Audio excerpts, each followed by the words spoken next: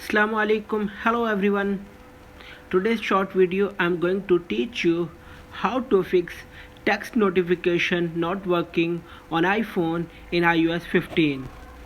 Let's begin. Method 1 is turn off do not disturb.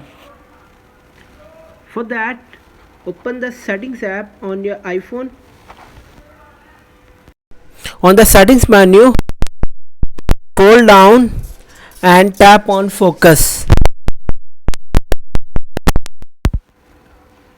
On the focus menu, tap on do not disturb.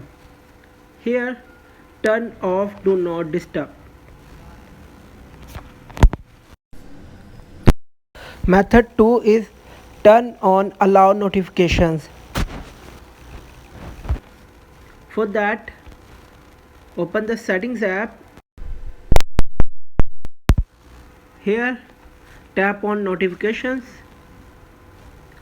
Now scroll down.